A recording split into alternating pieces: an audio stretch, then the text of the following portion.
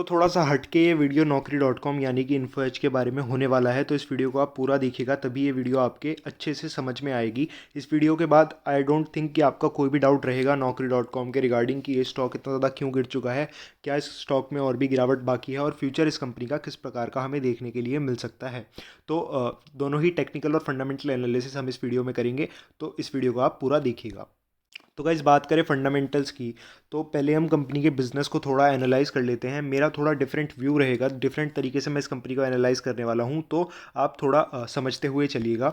आप जैसे कि देख सकते हैं इन्फो एज का हमें प्राइमरी बिजनेस देखने के लिए मिल जाता है कि इसके जो मेजर ब्रांड्स हमें देखने के लिए मिल जाता है वो है Naukri.com, जो कि ऑनलाइन रिक्रूटमेंट के लिए देखने के लिए मिल जाते हैं, जो कि जॉब्स हायरिंग वगैरह के लिए।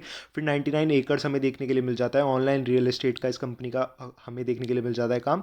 फिर जीवन साथी dot com online matrimonial site हमें ये कंपनी देखने के लिए मिल जाती है। फिर शिक्षा डॉट कॉम एक्सेट्रा एक्सेट्रा, ये ऑनलाइन बिजनेसेस हमें इस कंपनी के देखने के लिए मिल जाते हैं, जो कि प्राइमरली बिजनेसेस हैं इस कंपनी के। फिर सेकेंडरी बिजनेस हमें देखने के लिए मिल जाता है कि ये कंपनी स्टार्टअप्स में और ऑनलाइन स्पेस में जो कि अभी ग्रोइंग चीज़ें हो रही हैं उनमें ये कंपनी आपको इन्वेस्टमेंट करती हुई नज़र आती है। तो ये दोनों ही बिजनेस हमें इस कंपनी के देखने के लिए मिल चुके हैं।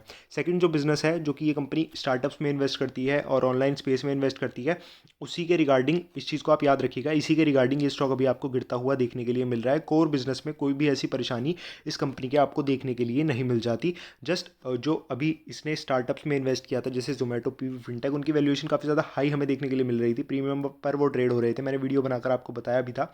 फिर अभी उनमें गिरावट बहुत अच्छी देखने के लिए मिल रही है, जिस वजह से बढ़त इन्फो एज में इसीलिए हुई थी क्योंकि वो स्टॉक्स आपको प्रीमियम पर ट्रेड होते हुए देखने के लिए मिल गए थे, और गिरावट इसीलिए देखने के लिए मिल रही है क्योंकि उन स्टॉक्स में अभी आपको वैल्यूएशन डाउन हो जाती हुई देखने के लिए मिल जाती है। तो पहले मैं आपको बिजनेस समझाने की कोशिश करता हूँ। तो जो नौकरी का कोर बिजनेस है वो काफ़ी अच्छा और सटीक हमें देखने के लिए मिल जाता है, बट इस फेज़ में भी आपको काफ़ी ज़्यादा कंपटीशन आता हुआ देखने के लिए मिल रहा है। जैसे Naukri.com का ऑनलाइन रिक्रूटमेंट का आपको ये बिजनेस देखने के लिए मिल जाता है, इसमें आपको हायरेक्ट एक्सेट्रा इस टाइप की न्यू एज कंपनीज आती हुई देखने के लिए मिल रही हैं, जो इन्फ्लुएंसर मार्केटिंग एक्सेट्रा से अपने आप को अच्छी तेज़ी से ग्रो कर रही हैं। फिर 99 एकर्स में भी इसी तरीके से आपको कंपटीशन देखने के लिए मिल जाता है, और जीवन साथी डॉट कॉम में भी शादी.com एक्सेट्रा का आपको कंपटीशन देखने के लिए मिल जाता है। मैं ये नहीं बोल रहा हूँ कि कंपटीशन बुरा है, कंपटीशन तो आपको हर एक फील्ड में देखने के लिए मिल जाता है, पर ये सभी चीज़ें आपको ध्यान में रखनी चाहिए। फिर आ जाता है कि ये कंपनी स्टार्टअप्स में जो है इन्वेस्ट करती है, और वो भी ऑनलाइन स्पेस के स्टार्टअप में, या फिर जो न्यू एज स्टार्टअप्स हैं जैसे जोमेटो, पीवी फिनटेक, ये नए तरीके के ऑनलाइन स्टार्टअप्स हमें देखने के लिए मिल जाता है, उनमें ये कंपनी इन्वेस्ट करती है।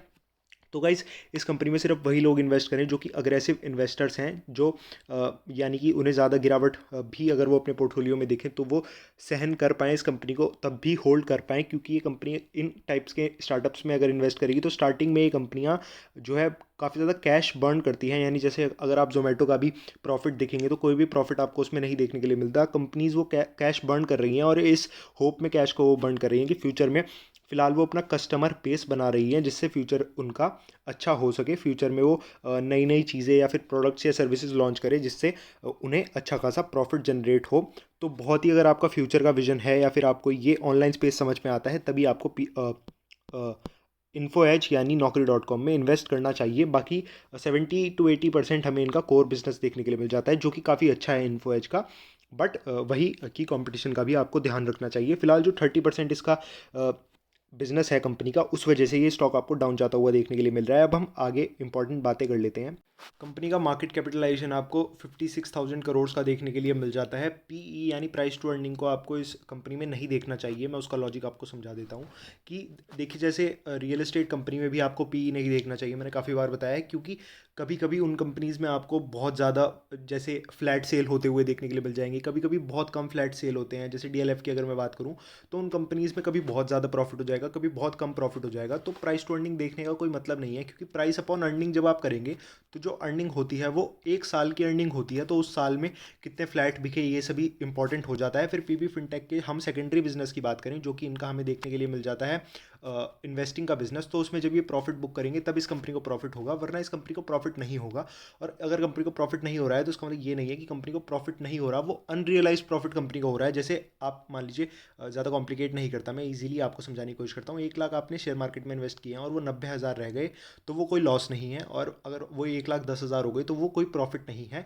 वो तब प्रॉफिट है जब आप 1,10,000 जब आपके हो जाए तो आप अपने सारे स्टॉक्स को सेल कर दें, तब आपको नेट गेन 10 करोड़ 10 1000 का होगा तो स्टॉक का पी यहाँ पर देखने का कुछ इतना ज़्यादा इंपॉर्टेंस नहीं है, और आरओसी और आरओई को भी देखने का इस कंपनी में कुछ इतना ज़्यादा इंपॉर्टेंस नहीं है।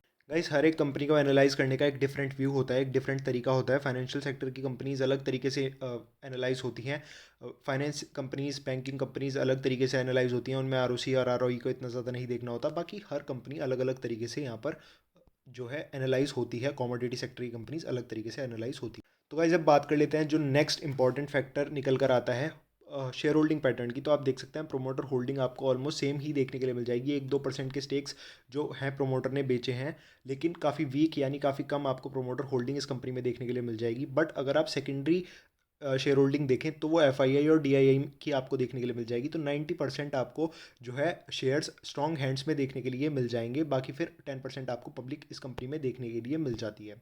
तो गाइज़, अगर अब बात करें स्टॉक की, तो स्टॉक जैसे मैंने आपको बताया कि जोमेटो, पीवी फिनटेक, ये सभी स्टॉक्स आपको कुछ यहाँ पर जो है लॉन्च होते हुए मार्केट में देखने के लिए मिल रहे थे, जिस वजह से स्टॉक को काफ़ी ज़्यादा प्रीमियम भी मिला था, क्योंकि वो स्टॉक्स अच्छे खासे प्रीमियम पर लिस्ट होते हुए देखने के लिए मिले थे आपको। बट जैसे वो कंपनीज प्रॉफिटेबल इतनी ज़्यादा नहीं है और मार्केट में उनमें आपको गिरावट देखने के लिए मिल रही है, तो Naukri.com में फिलहाल आपको उसी हिसाब से गिरावट देखने के लिए मिल रही है।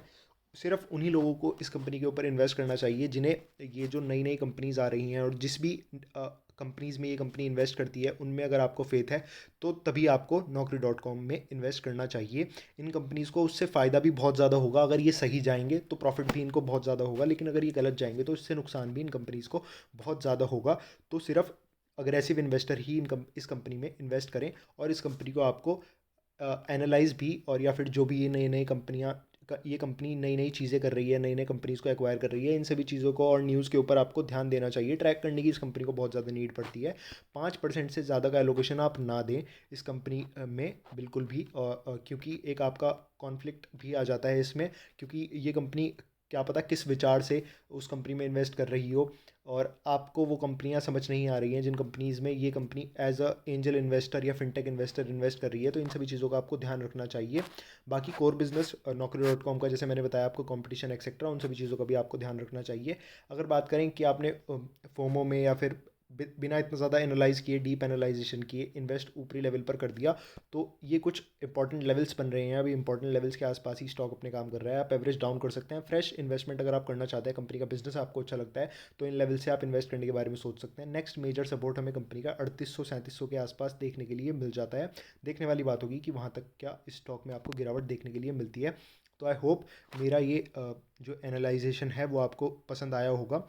आप भी अपने ओपिनियंस कमेंट्स में हमें बता सकते हैं। चैनल पर अगर पहली बार आए हैं तो चैनल को सब्सक्राइब करके वीडियो को आप लाइक कर सकते हैं। अगर आपको आपका पोर्टफोलियो रिव्यू कराना है तो डिस्क्रिप्शन बॉक्स में दिए गए जीमेल पर आप हमें मेल कर सकते हैं। थैंक यू गाइस, मिलते हैं नेक्स्ट वीडियो में।